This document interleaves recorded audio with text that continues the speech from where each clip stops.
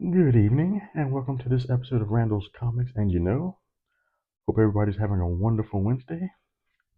And look what the Easter Bunny brought me. My C2E2 drops.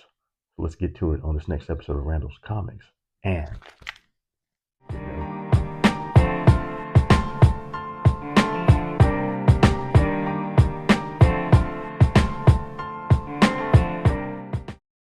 Hello, and welcome back to another episode of Randall's Comics and Hope everyone's having a wonderful week and had a great Easter. Let's get this Wednesday knocked out and power our way to the weekend.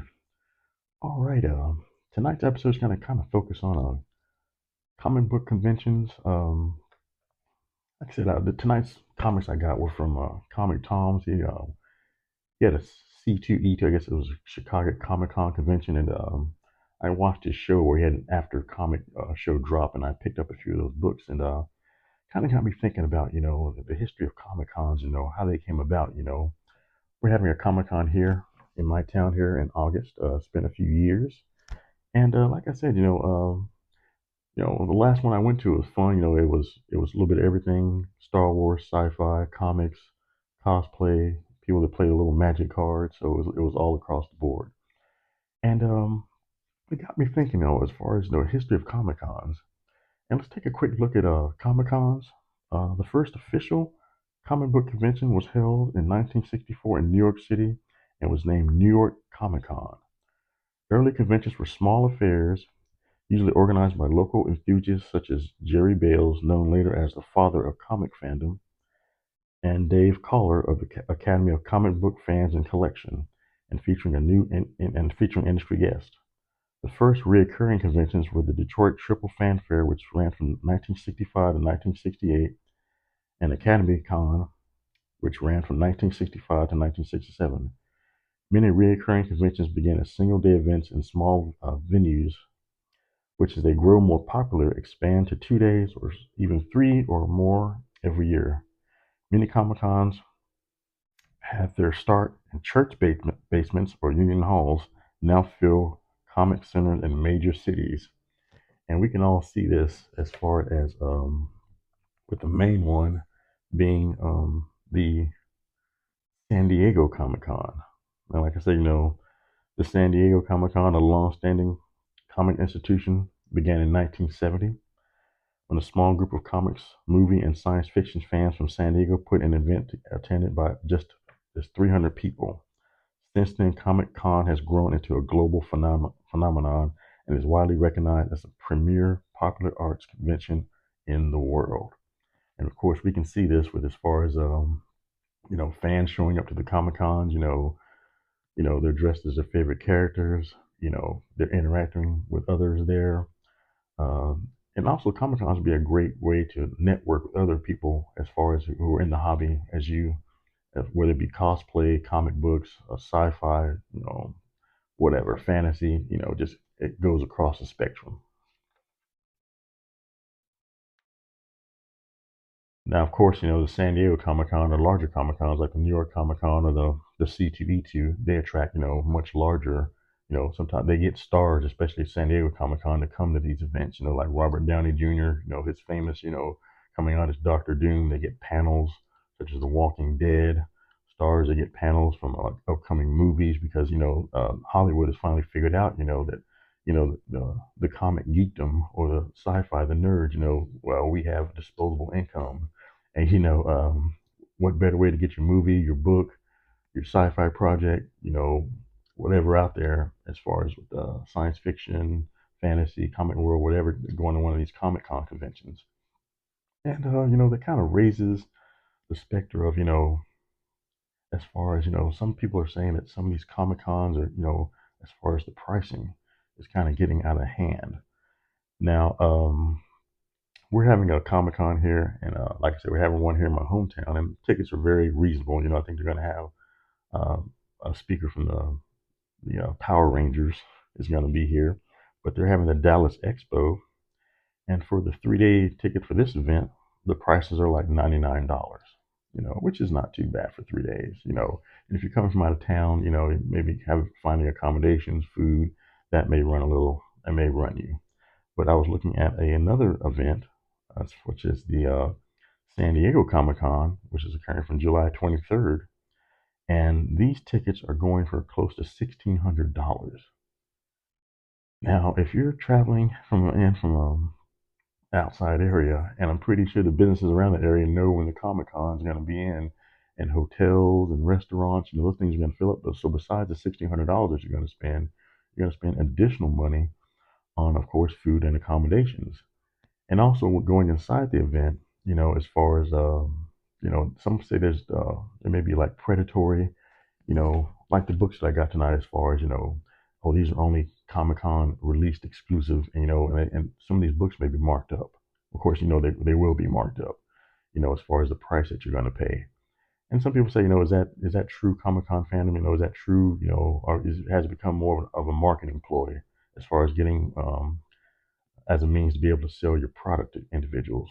Because, like I said, when it comes right down to it, people do want to, like, make a little money, on their product. So with that, let's look into the books that I bought off of Comic Tom's for after his C2E2 drop, which happened, I want to say, about a week ago after he went to that event. Let's take a look at what I got. All right, and welcome back to this episode of Randall's Comics. And we're going to take a quick look at the books I got from the Comic Tom website as far as the C2E2 buys. And this first one is an ASM Trade Micro, and of course, this is a C2E2 exclusive. Got the Amazing Spider-Man snapping a photo there. I don't know what he's taking a picture of, but let's take a quick look.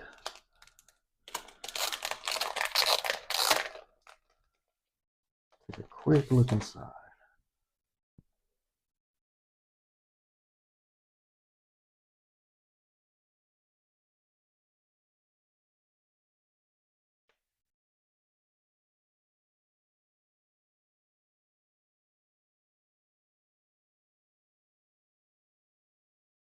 Like some nice work going on there.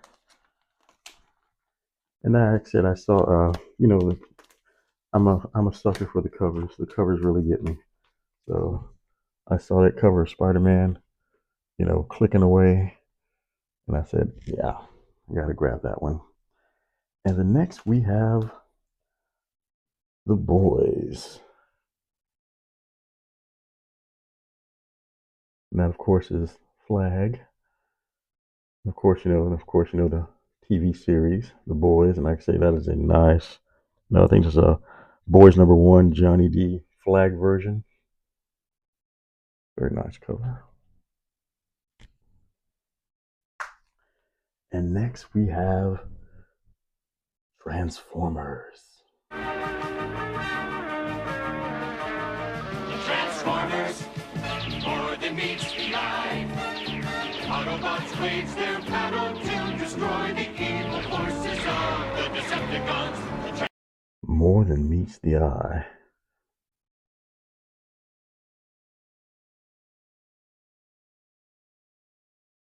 It's a nice book. This was $8 for this book right here. Transformers number 19. And the last book we have from the Comic Tom grab is Amazing Spider-Man variant number 1.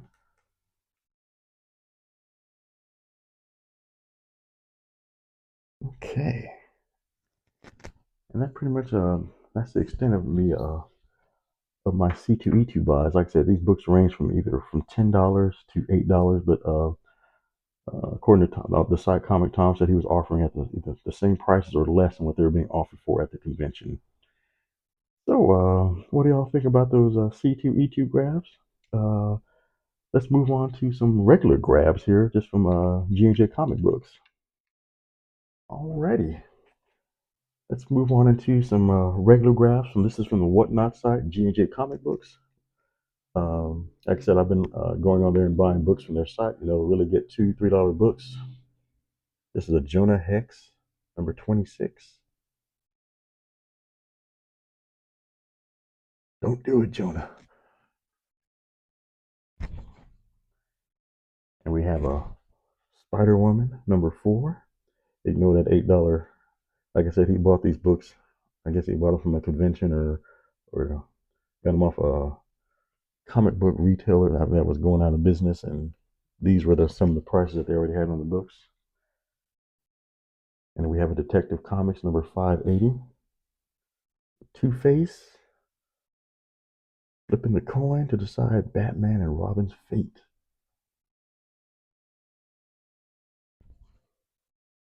And we have another Detective Comics 581. Like Two-Face is at it again. I guess two faces is better than no faces. And this is an old lady Harley. It's got a whiteout cover. You really gotta, what if you kind of, yeah, it's like a secret, like put lemon juice on it. Next, we have an Astonishing X-Men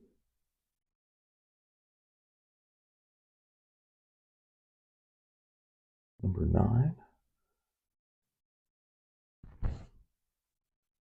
Then we have an Astonishing X-Men #3 with Wolverine popping the claws, coming right at you, 3D style. And we had an Uncanny X-Men #197, 65 center, with Doom on the cover. I think anything with Doom on the cover right now is, you know, piquing people's interest. Piqued mine. And we have an Uncanny X-Men #65, Wolverine smoking a cigar and holding a child with his blades out. My goodness. Someone call Child Protective Services, please. Wolvie is out of control. I guess this is a form of parenting. Tough love. And last but not least, X-Force #116. And I think this is the first appearance of the character called Static. And of course, you can fight Static with a bounce fabric sheet. Alrighty, and that concludes tonight's haul. And let's get back to you know. Alrighty, that concludes tonight's episode of Randall's Comics and you know. If you like what I brought to you tonight, please smash that like and subscribe button and hit the notification bell to get a notification when I send out new material. And what do you think about Comic Cons? Kind of started off as spur of the moment, natural, free flowing. People of like minds want to get together and share their love of their comics or fantasy or cosplay. It comes from a good place. It can be it is a good starting place as far as getting people together that and they want to have a good time, want to network, want to share their love of the genre. But what do you think about as far as sometimes, are they saying it's become more of a commercialism, like kind of like, Coachella out in the desert, or wherever they have that thing at, And of course, they bring in all these acts, but, you hear horror stories about people spending, $800, $900 for tickets and then paying, $30 for two tacos and a water. As far as the price gouging, and they say, that same thing can kind of happen at these Comic Cons where, you know, comic books can be brought out, materials can be brought out, or things can be marked up, because they know that's going to be their main focus. They're going to have that's their main concentration to get the most people eyes on their product and to be able to sell their products. Me personally, it's what you get out of the Comic Con. If you want to, you can find ways around, maybe get cheaper tickets, maybe go on certain days. There's ways you can probably do it within a budget, and that's even more important now today, especially in today's economy, as far as getting things done on a budget. Anyway, let me know what you think about Comic Cons down below. Let me know what you think about the grabs that I got from the C2E2. And thank you for joining me tonight on another episode of Randall's Comics and you know. And like I said before, please smash that like button. And as always, peace. And you know what? A little dab of fish grease. You guys take care.